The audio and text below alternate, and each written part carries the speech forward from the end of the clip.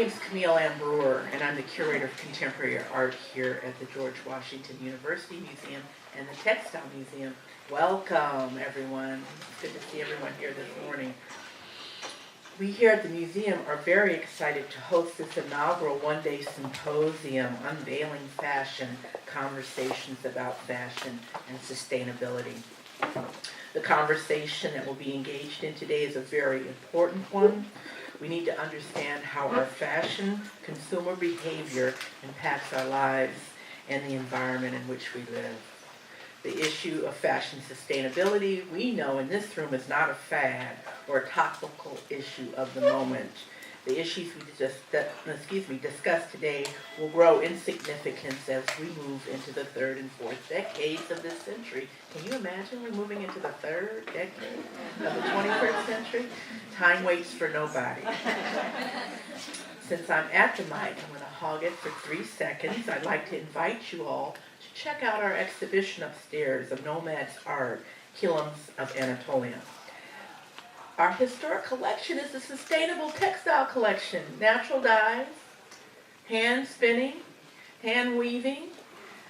This thing we're dealing with now is just a recent development. People have been mending and patching and reworking clothes for thousands of years. Maybe we need to revert back to that. Next summer, July of 2019 through the end of 2019, the museum will host an art exhibition about sustainability issues in the fashion industry called Fast Fashion, Slow Art.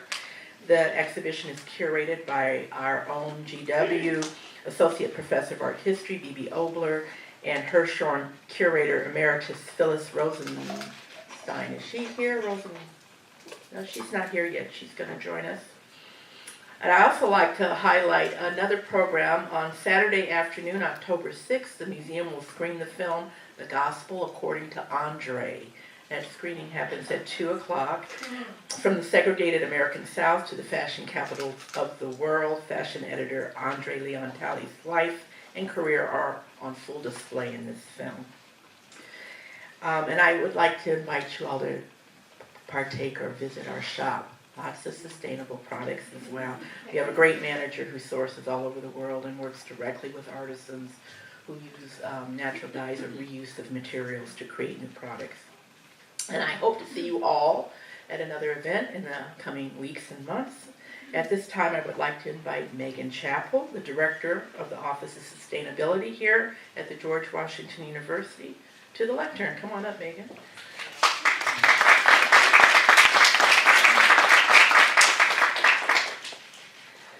Good morning, and thank you all for being here. My name is Megan, and I am the Sustainability Director here at GW, so welcome to our campus and to our inspiring, beautiful textile museum. I just wanted to thank Camille and the others in the collective who've made this event happen. Your leadership is so important, and because it is a collective, I think it reminds us that the power of it is because all of us are here, and each of us is that change agent who is contributing to the movement that we are talking about today.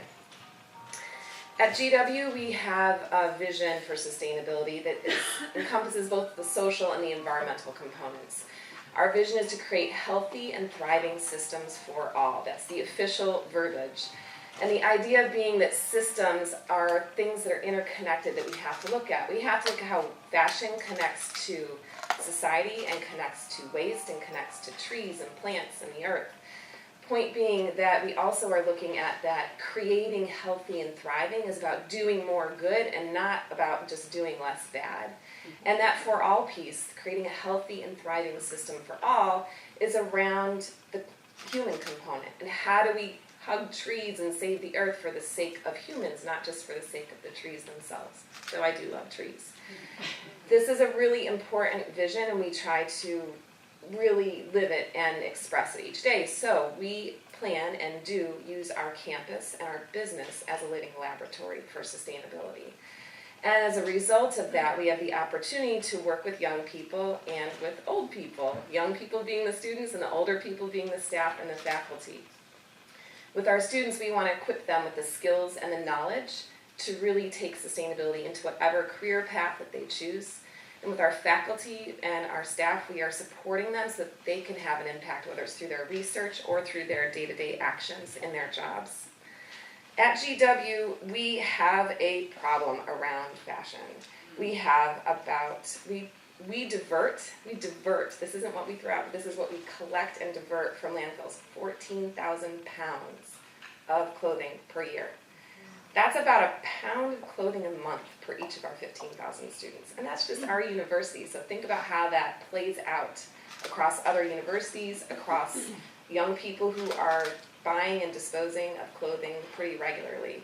So we take this seriously, but we also have fun with it. We have clothing swaps. We're teaching our students how to sew on buttons as well as how to recycle, as well as, statistics and poli-sci and stuff like that. So it's important, and we're trying to help our students and those around us to have a relationship with clothing, because we can choose to have that relationship with our clothes like we have a relationship with the earth, a relationship with one another. And fostering that relationship with our clothing really makes that garment important and significant, and wearing it becomes much more meaningful. What we project onto our clothing, I believe, is more than just what the clothing looks like. I think it's what each of us puts into that clothing, whether it's comfort, powerfulness, or creativity. And I believe that really comes from the wearer, not the garment itself.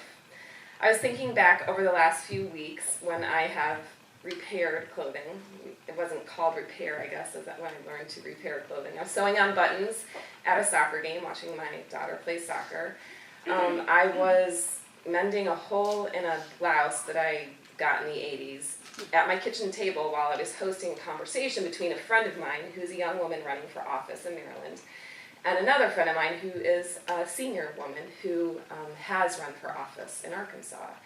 And I was thinking, why am I doing this at a soccer game with moms? Why am I doing this at my kitchen table with women? Because it's a safe place. It's a safe place. How many people in here are women? Just checking. It's a safe place to mend. It's a safe place to show your tears and your problems. And so I just want to encourage us all to use today as a safe place to share our concerns about how the system is broken and how we can repair it. But thank you all for being here, and I hope it's a really good discussion today.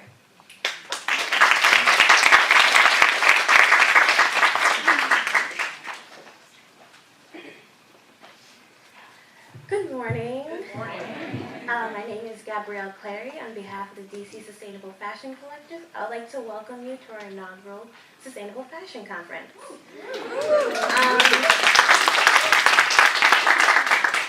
Our mission as a collective is to foster and educate a community of creative entrepreneurs, lawmakers, designers, activists, academics, fashion professionals, and consumers in the DC area.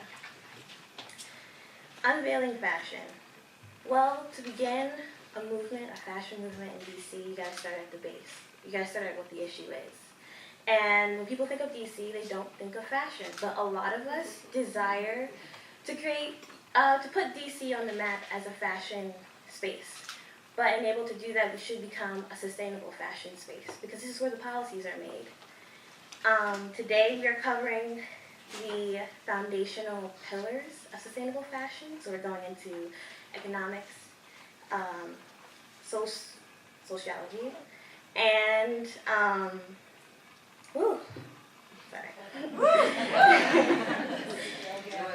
and oh my gosh, and environmental, of course.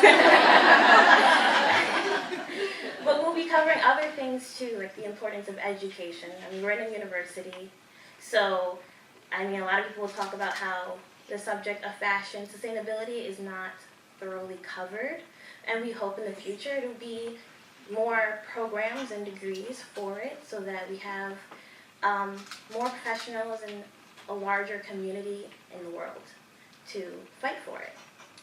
I'd like to thank the GW Textile Museum for hosting us.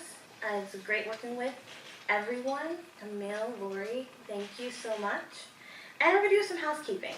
So we'll have Q&A sessions after panels, and in your bags there are index cards where you can write your questions down, and there will be a volunteer to pick up your questions and hand them to the panel host.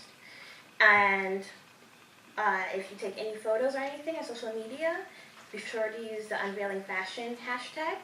And will you please silence your cell phones during the presentations so we can all enjoy. And our first speaker will be Whitney Falk, the Director of Fashion. Well, you know, speak things into existence. And thank you for coming out.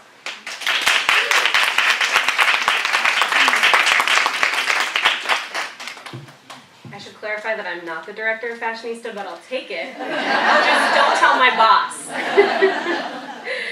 Good morning, everyone. Thank you so much for being here on a Saturday morning this early. It's very warming to my heart. I want to start out right away by just acknowledging what's in the air for a lot of us. It's been a really tough week. Yes, it has. Yeah. And I know we have a good number of academics and nonprofit folks here, but for me and my sort of coworkers in the mainstream fashion industry, it's Paris Fashion Week. So I was on Thursday listening to a live stream of the Kavanaugh hearings while also watching Virgil Abloh's Off-White show and trying to figure out how to write about tulle and neon green snakeskin. I think at times like these it can feel really hard to talk about fashion. It can feel like it's shallow and like it's distracting from the issues that really matter. But gatherings like this one, where we're sort of invited to look critically at this industry, actually matter for some of the same reasons I would argue that the Kavanaugh hearings matter. I was at a summit at the Ford Foundation in New York earlier this year to learn about how much the clothing industry has changed since the Rana Plaza collapse in 2013, which I'm sure many of you remember, but as a refresher for anyone who doesn't, that was the worst garment industry accident in history. Over 1,000 Bangladeshi factory workers died, and over 2,500 more were injured while making clothing for Western brands.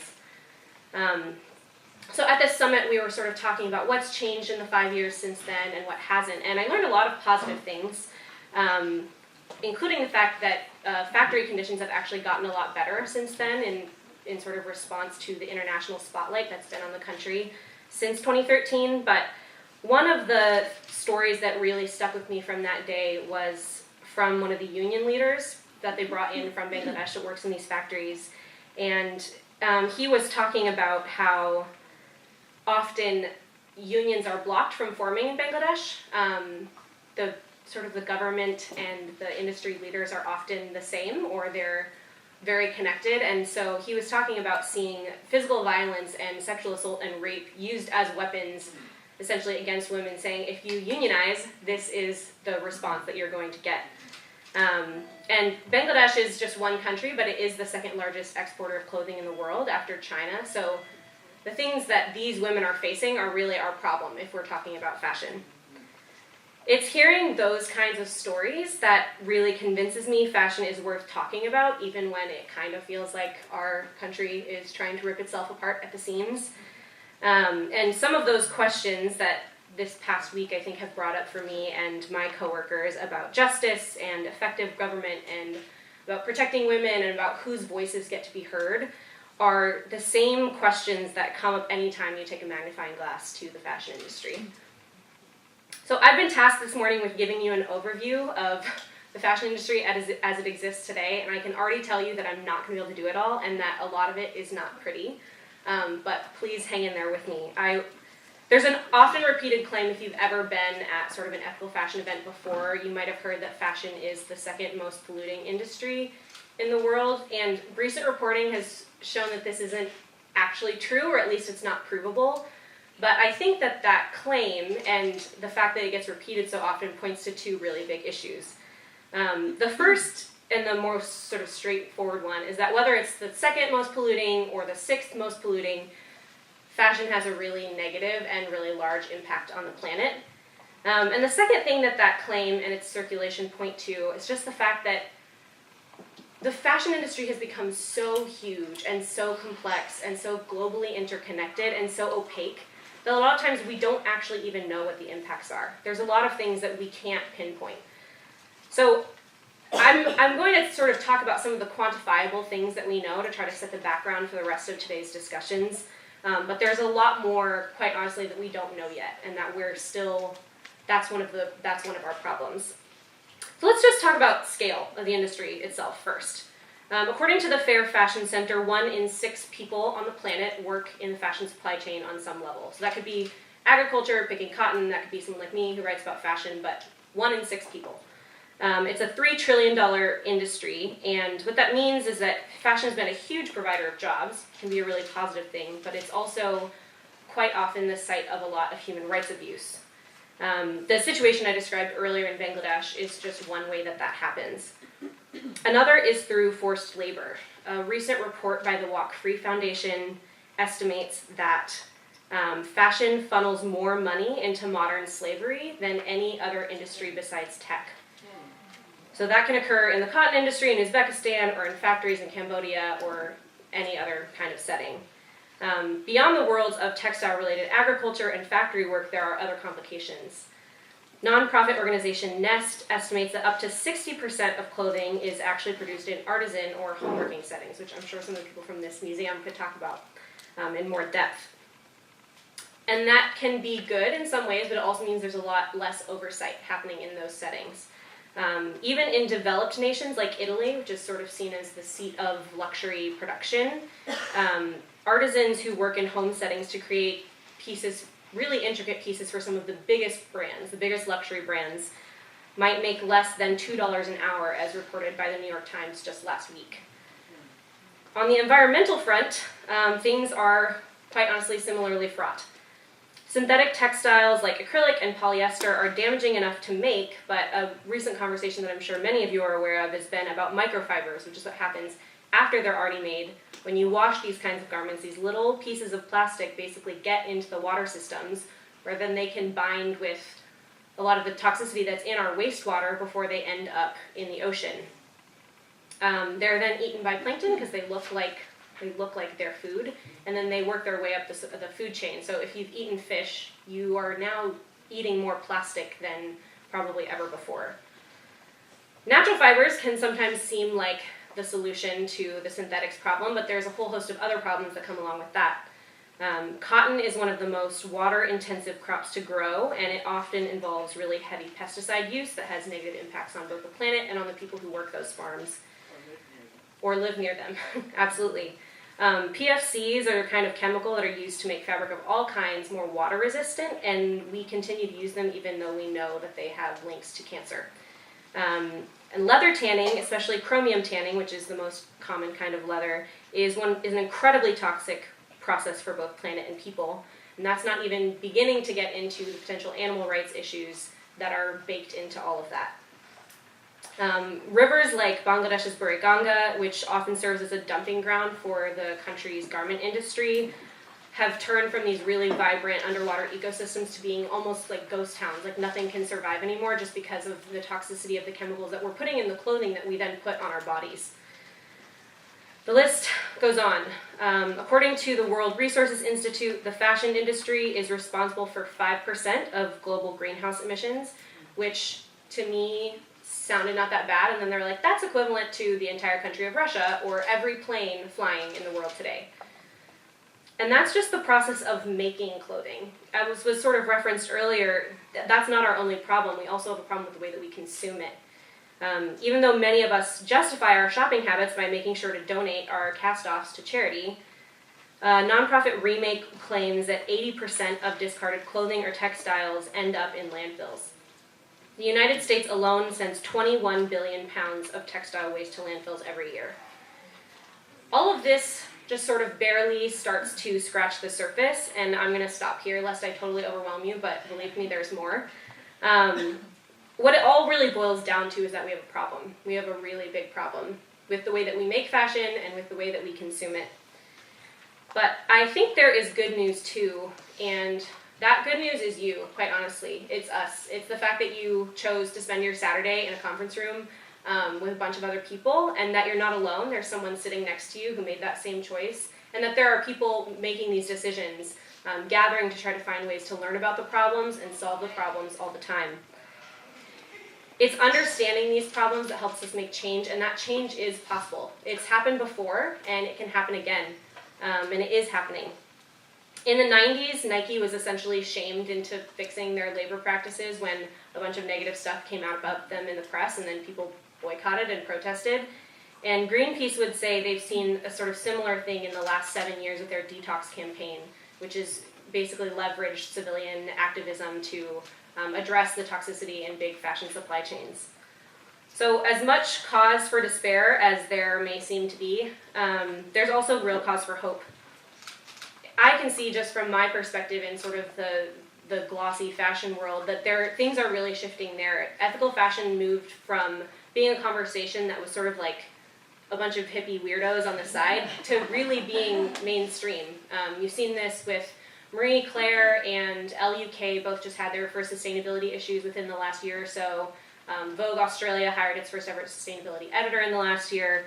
And you see this from really big, powerful companies too. LVMH and Kering and PVH, which are some of the really big luxury conglomerates, are all starting to realize that if they don't put out statements about their corporate social responsibility and how they're sort of towing the line, they get left behind. And we know that millennials report being willing to spend more on goods and services that have sort of social good baked in. So we still have a very, very long way to go.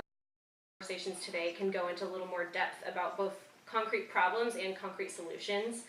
But if there's one thing that I'm confident about, it's that fashion, as much as it's contributed to some really nasty, huge issues, it can also be part of the global solutions to threats facing human rights and facing the environment. Fashion is an industry that attracts some of the most innovative and business savvy and creative and passionate people who have a proven ability to shift economies and to really capture imagination. And we haven't always used that platform well, but I think we can. So let's get started. Thank you.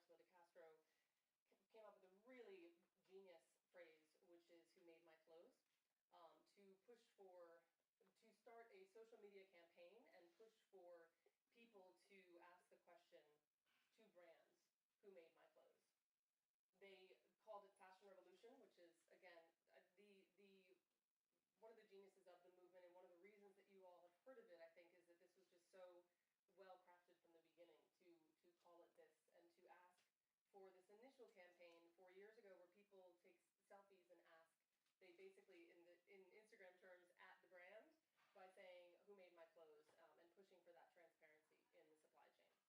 And it has grown now to be a huge, I'll talk first about this, to leverage the huge network that they had. These are women collectively who work in all these different countries. The U.S. is actually part of the first year as well. And to actually, Amy Defoe, a couple people in the audience were part of that first initial year, and Marcy as well, who has joined us on our board. But we are basically saying, let's amplify this message so that as many people as possible can engage on the social platform. This past year, the Fashion Revolution Day, which is now grown into a week in April, we had activities that reached about 820 million impressions. So this is a huge dialogue that's happening. It's grown to now be 80 different chapters. So we are just one of the chapters that are really active, not just during April, but it's now grown again in the last 4 years to be a large handful of countries that want to have and sustain year-round programming.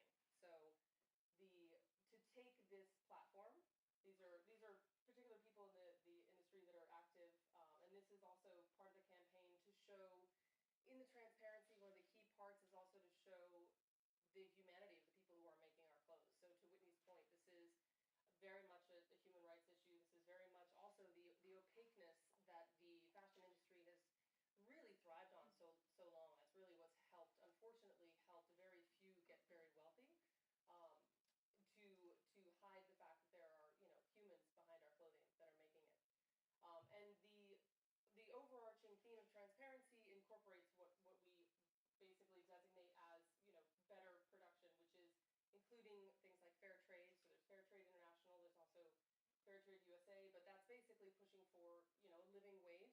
Unfortunately, we have a lot of minimum wages, and I would include the US in this as well, where the minimum wage in this country is not enough for people. It is not a living wage. People who make minimum wage work multiple jobs, or they work many more than what is really a sustainable amount of hours a week. It is also about empowerment. So Whitney mentioned, unions really trying to support community connection and community action. Gender equality. The running statistic is about 80% of the people who make our clothing are women, give or take 80.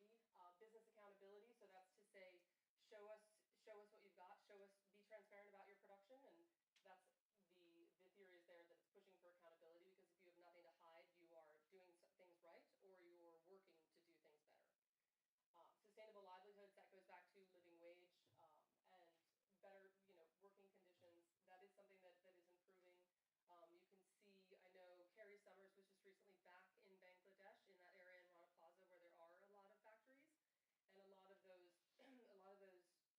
factories that have been either rebuilt there or getting sort of retrofitted with some better resources for things like fires and other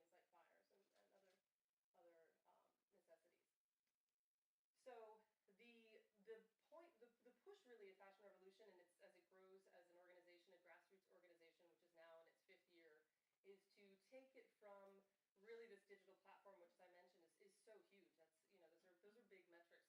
Those are really big numbers, but the reason that people are engaging with it is not just because I think that it is really great branding and marketing. Fashion Revolution, it's a great name, it's a great look, it's a great phrase, but it's also engaging people. It's individually activating people. That's one of the reasons that I originally got involved, and I think anyone who is a part of the movement would say that's why they wanted to be a part of it. It's because we all have, again to Whitney's point, we all have the potential to move the needle. We're all here, we all need to be active, and we all need to also be accountable for our own personal impact. So be curious, find out, do something. When I joined, we wanted to also just to get a more formal kind of group together to be able to bring this from the digital into education. So we've recently become a 501c3. That happened in August. Yeah, you can talk about that. That's complicated if anyone who's ever done that. I have tips on what not to do for that process. And just bringing together a bunch of different stakeholders. So academics, entrepreneurs,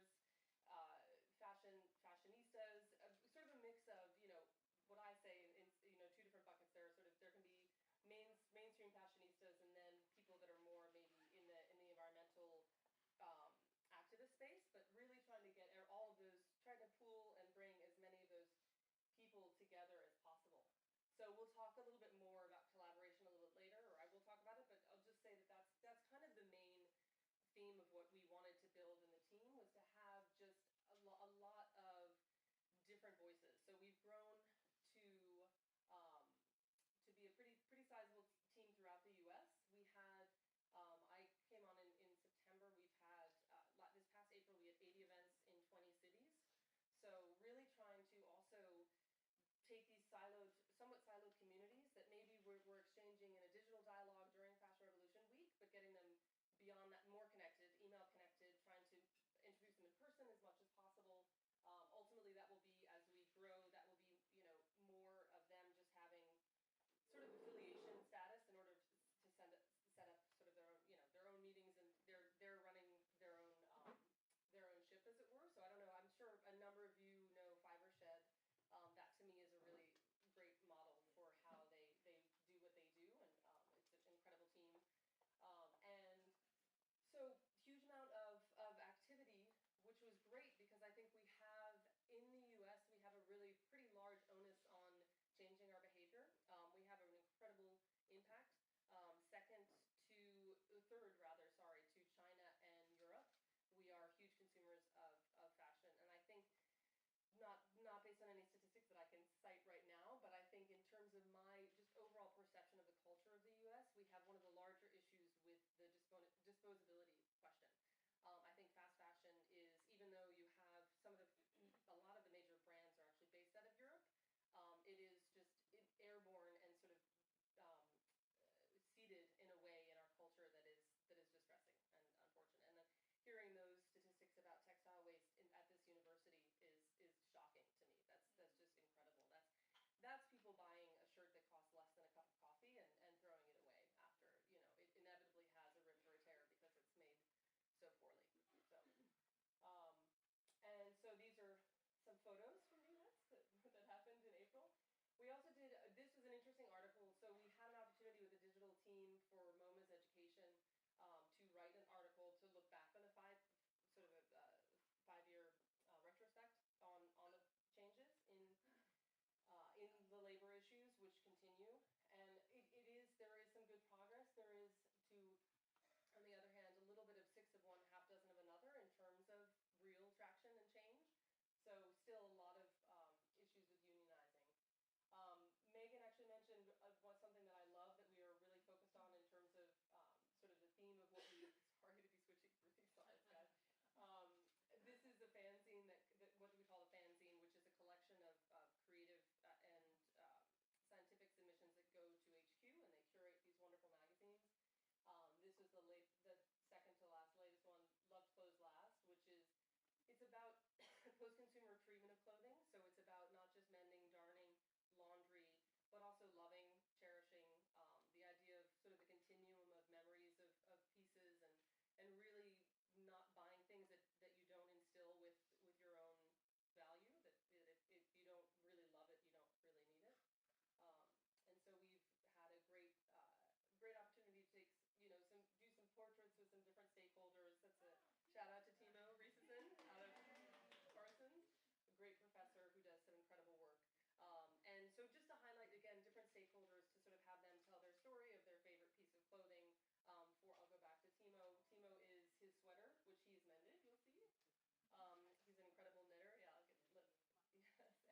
And have him tell his story, which is familial. It's it traces back to, I think, his grandmother. So, and I think for a lot of us in this room who are active, it's doubly impactful and empowering to wear a piece of clothing that has that kind of continuity. For me, I wear these 3 bracelets quite often, always when I travel, and they're actually all gifts from my dad.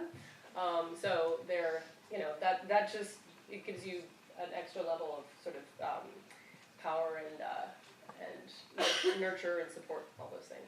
So trying to move it into, we have this incredible platform, we have, this huge reach, and in the US what we're really trying to do is move it into programming. So move it into we started a beta high school program, upcycling program that is just starting now to get kind of a feedback loop. And then also we have a student ambassador program, which it was 30 people last year. It will be around 60, maybe more this year. We hope to grow that. And I'm happy to talk to anybody more about that. But to really try to galvanize, basically similar to the affiliate sort of approach, it's to say to student ambassadors, you are the representative for your campus. You have the power to, we'll help you in whatever way we can. There's a lot of open source resources that Fashion Revolution has on the website. Use those, use your creativity, whatever you would like to focus on, highlight, bring people together to talk about. We would love for you to do that. Then we're also, working with another online nonprofit called Divally to work with middle school students. So I was asked by Pietro earlier about what would be my measure of success. So for me, for us, for FR USA, it's definitely to expand the education and to skew really as young as we can. So we've got student ambassadors, we've got high school students, it's middle schoolers, it's elementary school students, so that they have this consciousness is just built into their thinking. It's just how they interrelate to clothing. They think about who made it. They think about whether they love it. They think about, if they can maybe give it to a friend if they don't, like it anymore. We also really, I think in this country need to push away from the stigma of, vintage, of, swapping. I mean, it's great that you guys host swaps. I think that's phenomenal. I think that needs to be seen as, in many ways, the new luxury, the new cool. I think we need to change the sort of status of that in the cultural dialogue. So there also is Make Something Week in November, which we just announced we're going to be part of again this year. This is an initiative that comes through HQ, so we have many different countries that engage in it. And it's with a detox campaign. So we'll talk about, for collaboration, sorry, I'm jumping around a little bit. I should have gone through this again. So we'll just talk about overall just who we're working with. Essentially, one of the things that I started with when I took over was we want to try to get, because this is such an acute issue, we really want to try to get further faster. And the way that we can do that is by really almost always having a partner when we do anything, any campaign, any get-together, community, meeting. So these are just a list. We've got a great sort of spectrum of people that we've started to work with that include the environmentalists, human rights activists. Fashion Revolution itself doesn't name and shame, but we love to amplify other on-the-ground activists that do. I mean, I think that's a really important part of the conversation. So basically what I see, really our task is the education piece and then also the amplification piece. So we're here to show the work that all of these incredible nonprofits are doing and to have all these different narratives and stories shared so that people can spread the knowledge that they are passionate about and care about. So whether that's the human rights side of things or the education or the environmental side of things, unfortunately there is such a wide breadth of impact that is that fashion has. So we want to make sure that people are thinking about it, engaging with it, and pushing their community and their friends to make the changes, to be the change. So thank you. Thank you.